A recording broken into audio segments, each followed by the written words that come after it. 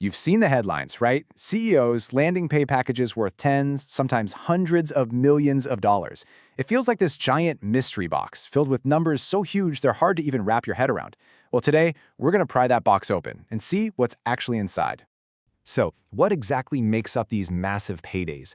It's almost never just a straight-up salary. And if you want to get to the bottom of the whole debate about whether these packages are justified, you have to understand all the different moving parts.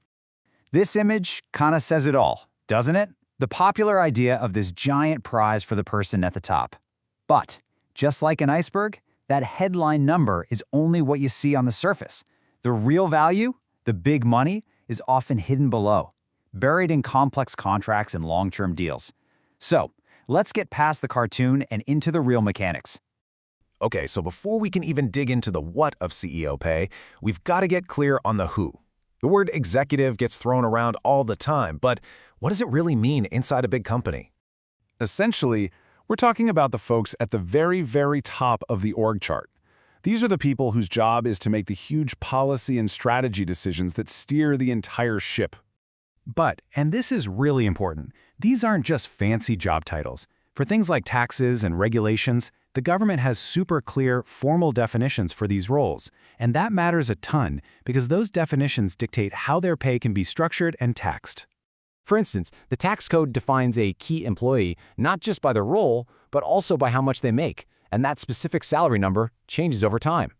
There are also specific rules for employees who own a big chunk of the company. The bottom line is, these formal definitions really matter. So, now that we know who we're talking about, let's finally start unpacking that paycheck.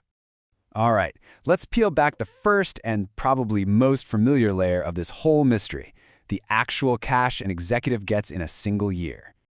Just like most jobs, it all starts with a base salary. You know, the fixed, predictable part. But the second step, bonuses, that's where things get more interesting. These can be just given out based on how the company feels, or they can be tied to hitting very specific, preset targets. But here is the crucial point. The annual salary and bonus, that's often just a tiny fraction of the whole deal. The real wealth, the number that creates those jaw-dropping headlines, is built through what's called deferred compensation, rewards that might not pay out for years to come. And that brings us to the absolute heart of the modern pay package, equity.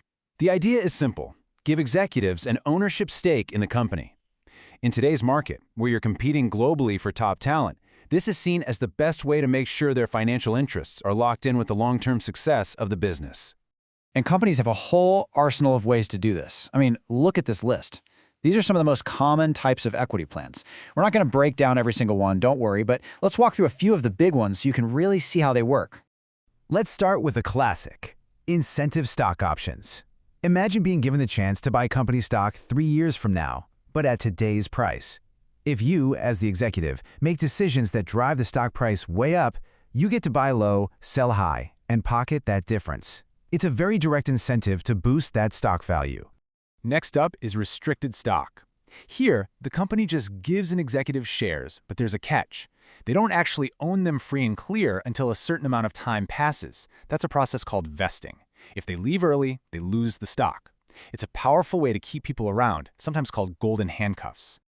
Now this one is fascinating, phantom stock. It works like a stock award, but it's not actually stock. It's basically a cash bonus that gets paid out years down the road, and the size of that bonus is tied to how a certain number of shares performed. It's often used to reward long-term service, sometimes right up through retirement. Okay, so we've looked at the cash and the equity, but a modern executive contract also has all these clauses for when things go spectacularly right or spectacularly wrong. Let's get into the fine print. So, what happens when a company gets bought out or merges with another one, and the CEO is suddenly out of a job? Well, this is where separation agreements come in, providing a soft landing. And the most famous of these is the golden parachute. Now, they get a lot of heat, but from the company's perspective, they serve a few purposes. They make it easier to attract talent by reducing some of the personal risk, and, crucially, the idea is that they free up an executive to make the best decision for shareholders during a takeover without being tempted to just save their own job at the company's expense. But on the flip side, what if a huge bonus was paid out for hitting performance targets, but it's later discovered those numbers weren't, well, accurate? How do you get that money back? That's where clawback provisions come in. Think of them as an accountability tool. These clauses give the board of directors the legal right to literally take back performance-based pay if it turns out the performance wasn't real. They become way more common as public anger over unearned bonuses has grown. So, we've unpacked the salary, the bonuses, the equity, and the fine print.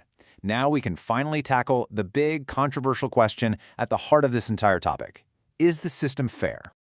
This quote really highlights a central criticism of the whole process.